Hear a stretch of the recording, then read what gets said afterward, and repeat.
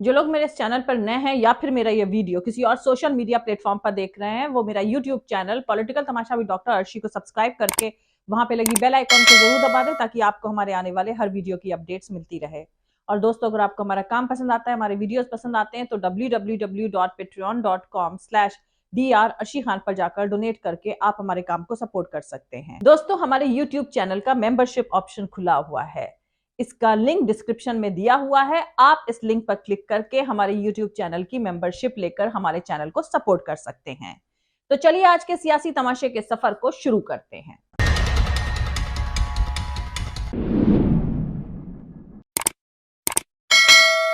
चुनाव में बीजेपी की पूरी तरह हार होने जा रही है, क्योंकि जनता कूड़ा और बंद पड़ी नालियां, जल भराव, सड़कों पे जानवर, बिजली महंगी, हाउस टैक्स महंगा, इन बातों पर चुनाव होने जा रहा है और बीजेपी इनकी बातें नहीं कर रही है, क्योंकि दिल्ली और लखनऊ की सरकारों ने जो भी पैसा दिया भारतीय जनता पार्टी के लोगों ने अधिकारियों से मिलकर के लूट लिया।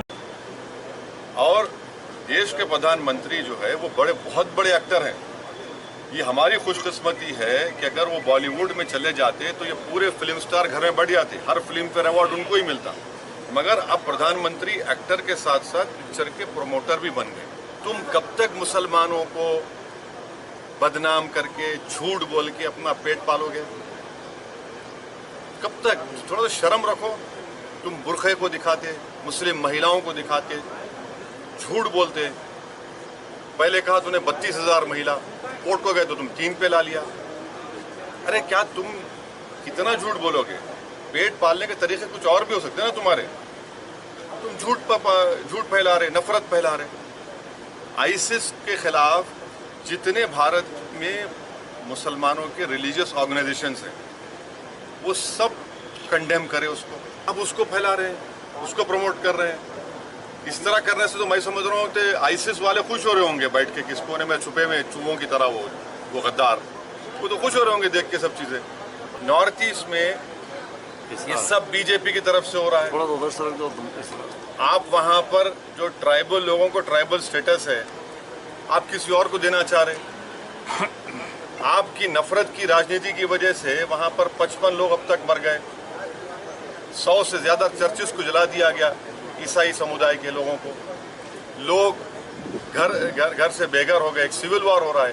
कभी आपने सुना था कि पुलिस ट्रेनिंग इंस्टीट्यूट से हथियार और एमुनेशन छीन के लोग भाग गए?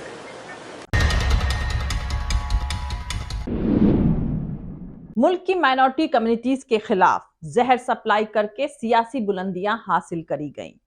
शुरुआती सियासी तमाशे में मारकाट, नफरत हिंदू वर्सेस मुसलमान था। मणिपुर में हिंदू वर्सेस ईसाई हो रहा है। सिख ऑलरेडी लाइन में लगे हुए हैं। सेम पैटर्न लगातार रिपीट हो रहा है। अब सवाल यह है कि जहां कोई माइनॉरिटी नहीं मिलेगा, वहां इस पूरे सियासी फॉर्मूले में किसे फिट किया जाएगा?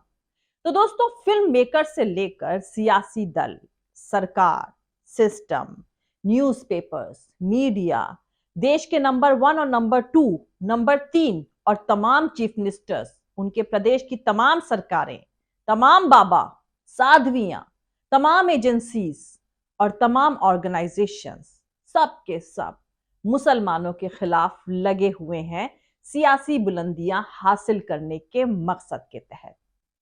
कोई जहरजीवी गाली दे रहा है, कोई मुसलमानों के खिलाफ प्रोपेगेंडा फैलाती फिल्में बना रहा है, कोई 24/7 टीवी पर मुसलमानों के खिलाफ जहर उगल रहा है, तो कोई पैनल डिस्कशन कराकर मुसलमानों को गालियां दिलवा रहा है। सेक्युलरिज्म और कॉन्स्टिट्यूशन की शपथ लेकर बिना डिफरेंसेस और बिना हेट्रेड के काम करने की कसम के बावजूद भारत सरकार में नंबर 1 और नंबर 2 की पोजीशन वाले भी कर्नाटक चुनाव में खुलकर मुसलमानों के खिलाफ बोलते नजर आए।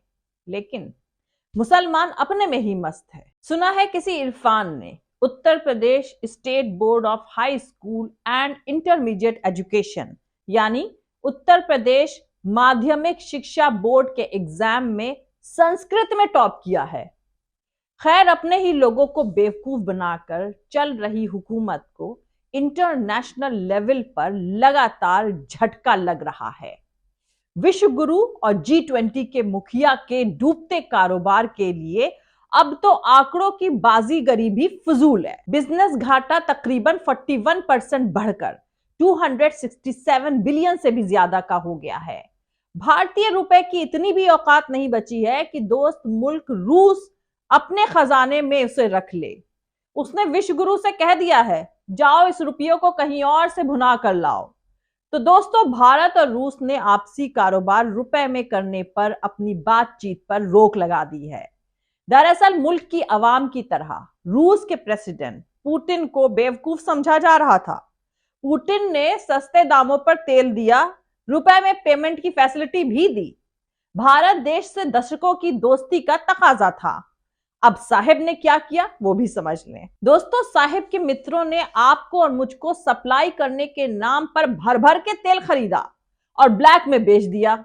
उन्हीं यूरोपियंस को बेचा जिन्हें पुतिन तेल की बूंद बूंद के लिए तरसा देना चाहते थे। मतलब दोस्ती के नाम पर सस्ता माल लिया गया और जिससे माल लिया उसी के ही दुश्मनों को बेचकर उनके हाथ मजबूत कर दिए गए। खैर, अब इनडायरेक्टली कहा गया है कि दलाली बंद करो और सारा पैसा डॉलर में दो। मित्रों को कमाई कराने के चक्कर में साहिब ने पूरी फॉरेन पॉलिसी का मुरब्बा ही बना दिया है। शायद पुतिन को भी इंडिया की पब्लिक की तरह व्हाट्सएप यूनिवर्सिटी का स्टूडेंट समझ लिया था। खैर, एक दोस्त ने मुझे बताया कि टोक्यो मनी एक्सचेंज ने भारतीय रुपए को बदलने से उसे मना कर दिया है। उसके पूछने पर बोर्ड दिखाकर बोला कि we are dealing in these currencies only. वैसे व्हाट्सएप यूनिवर्सिटी पर पता चला था कि पूरी दुनिया में भारतीय रुपए से कारोबार होने लगा है। लेकिन दोस्तों, व्हाट्सएप और हकीकत में बहुत फर्क होता है। यूक्रेन जंग के बाद रूस से भारी क्वांटिटी में कच्चा तेल और कोयला खरीद रहे भारत को रूस के तरफ से उठाए गए इस कदम से काफी बड़ा झटका लग सकता है। दरअसल रूस के लिए रुपए को दूसरी करेंसी में बदलने की लागत बढ़ती जा रही है, इसीलिए वो रुपए में पेमेंट लेने से इनकार कर रहा है। अब भारत को यह पेमेंट युआन या किसी दूसरी करेंसी में करना होगा जो उसके लिए महंगा साबित होगा। भारत का रुपया फुल्ली कन्वर्टेबल नहीं है। इसके साथ ही इंटरनेशनल एक्सपोर्ट में भी इसकी हिस्सेदारी सिर्फ 2% है। इंडियन इकोनॉमी के इन कमजोर पहलुओं की वजह से दूसरे मुल्कों के लिए रुपए का रिजर्व फायदेमंद नहीं है। भारत के बढ़ते बिजनेस घाटे की वजह से रुपए में काफी कमजोरी आई है। इसकी किसी दूसरी करेंसी में कन्वर्जन की लागत बढ़ गई है। लिहाजा रूस अब भारतीय रुपए में पेमेंट लेने से इनकार कर रहा है।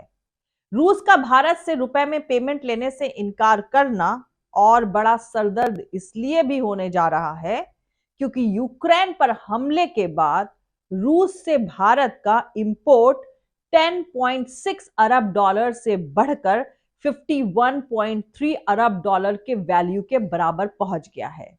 वहीं एक्सपोर्ट 3.61 अरब डॉलर से थोड़ा घटकर 3.43 अरब डॉलर के वैल्यू के बराबर हो गया है। साफ है कि भारत को काफी ज्यादा पेमेंट करना है। रुपए में पेमेंट लेने से इनकार करने के बाद भारत को अब दूसरी करेंसी में पेमेंट करना पड़ेगा। ये करेंसी रुपए से ज्यादा महंगी होगी, इसीलिए भारत की देनदारी और बढ़ जाएगी। ये भारत के फॉरेन एक्सचेंज रिजर्व्स के लिए बेहद नुकसानदेह है और इससे मोदी सरकार के फाइनेंशियल दिक्कतें और ज्यादा बढ़ जाएंगी। लेकिन फिलहाल नया भारत इस वक्त चुनाव के मोड में है और आजकल देश का सबसे बड़ा मुद्दा द केरला स्टोरी है। मोदी सरकार की पूरी कैबिनेट द केरला स्टोरी का प्रोपेगेंडा करने में बिजी है। किसी को फर्क नहीं पड़ता कि दोस्त मुल्क रूस नाराजगी जाहिर करते हुए सख्त कदम उठा रहा है। खैर दोस्तों, रुपए की गिरती वैल्यू से याद आया केरला। 2020 में एनआरआई केरला वासियों ने भारत में 2.3 लाख करोड़ रुपए विदेश से भेजे थे। बता दूं कि केरला भारत की आबादी का सिर्फ 2.8% है। केरला की पर कैपिटा इनकम भारत के बाकी स्टेट्स के मुकाबले में 60% यानी 60% ज्यादा है। 1% से भी कम 0.71% केरला वासी गरीबी रेखा से नीचे रहते हैं, जबकि नेशनल एवरेज 22% है। तो वहीं उत्तर प्रदेश में ये 29% है। 2011 में केरला भारत का पहला स्टेट बन गया था जहां हर गांव में बैंकिंग फैसिलिटीज पहुंचाई गई थी। मुल्क के कई स्टेट्स में अभी तक ये फैसिलिटीज नहीं पहुंच पाई है। केरला भारत का सबसे लिटरेट स्टेट है, सबसे ज्यादा पढ़ा लिखा राज्य है, जिसकी लिटरेसी रेट यानी पढ़े लिखे होने की रेट 96% है। केरला की इन्फेंट मोर्टेलिटी रेट यानी कि बच्चों में जो मौत की रेट है पर 1000 वो सिर्फ 6 है। वहीं दूसरी तरफ असम में ये 40 है, एमपी में 41 है, उत्तर प्रदेश में 46 है। केरला में डेथ रेट 2 है, वहीं उत्तर प्रदेश में ये 17 है। और ये सब रियल नंबर्स पर बेस्ड हैं, ये सब रियल आंकड़ा है। द केरला स्टोरी की तरह बनावटी और फर्जी नंबर पर यह बेस नहीं है। केरला भारत का एक ऐसा स्टेट है जो हेल्थ, एजुकेशन और इकोनॉमिक प्रॉस्पेरिटी में भारत की अगुवाई करता है। अब भारत के आम लोगों को यह खुद फैसला करना होगा कि उन्हें केरला की कौन सी स्टोरी देखना है। केरला एक डेवलप्ड स्टेट है। द केरला स्टोरी फर्जी, बकवास, प्रोपेगेंडा फिल्म है।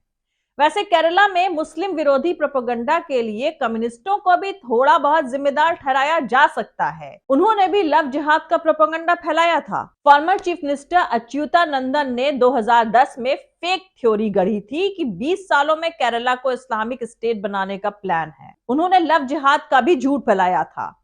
साल 2011 की जनगणना में आया कि 26% मुसलमान आबादी है। अच्युतानंदन के बयान को 13 साल हो गए, लेकिन मुसलमानों की आबादी में कोई बड़ा बदलाव नहीं आया। अलबत्ता लव जिहाद को लेकर मोदी सरकार ने 2020 में संसद में बताया कि लव जिहाद का कोई भी केस केरला में नहीं आया है। कम्युनिस्टों ने बंगाल में मुसलमानों की बदौलत 30 साल हुकूमत करी और बदले में उन्हें सबसे बदतर हालात में पहुंचा दिया गया। सच्चर कमेटी की रिपोर्ट है कि सबसे बदहाल बंगाल का मुसलमान है। केरला का मुसलमान एजुकेटेड और गल्फ की नौकरियों की वजह से काफी प्रॉस्परस है, इसीलिए उसे टारगेट किया जा रहा है। एक बात काफी गौर करने वाली है कि जहां जहां कम्युनिस्ट कमजोर हुए वहां बीजेपी मजबूत हुई थी। बंगाल, त्रिपुरा समेत कई स्टेट्स इसके एग्जाम्पल हैं। खैर, नए भारत में बीबीसी की डॉक्यूमेंट्री पर बैन लगेगा और झूठी प्रोपेगेंडा फैलाती कश्मीर फाइल्स और द केरला स्टोरी वोटों के लिए टैक्स फ्री कर दी जाएगी। तो दोस्तों, सियासी तमाशा अब यह है कि प्रधानमंत्री रहते हुए वो दिल्ली हारे, बिहार हारे, राजस्थान हारे, छत्तीसगढ़, मध्य प्रदेश हारे, कर्नाटक हारे, बंगाल हारे, केरला हारे, तमिलनाडु हारे, झारखंड हारे, पंजाब हारे, हिमाचल प्रदेश हारे, तेलंगाना हारे, आंध्र प्रदेश हारे। ये पूरी सेंट्रल गवर्नमेंट, पूरी मशीनरी झोंक देने के बाद हुआ। कम से कम 5 स्टेट्स में ईडी, सीबीआई और मनी पावर के दम पर खरीदी हुई सरकार चल रही है। फिर भी टॉमी मीडिया और गोदी एनालिस्ट लिखते हैं उनके मालिक अनबीटेबल है। दिन भर में 50 बार मुल्क की आम आवाम यही सुनती है तो वो भी मान ही लेती है। खैर, अब मध्य प्रदेश के बाद उत्तर प्रदेश ने भी फिल्म द केरला स्टोरी को टैक्स फ्री कर दिया है। ये जानकारी खुद मुख्यमंत्री योगी आदित्यनाथ ने ट्वीट करके दी है।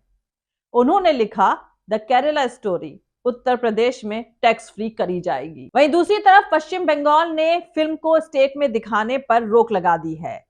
सिल्क नेक के मुताबिक फिल्म ने शुरुआती 3 दिनों में तकरीबन 35 करोड़ रुपए के कलेक्शन किया है।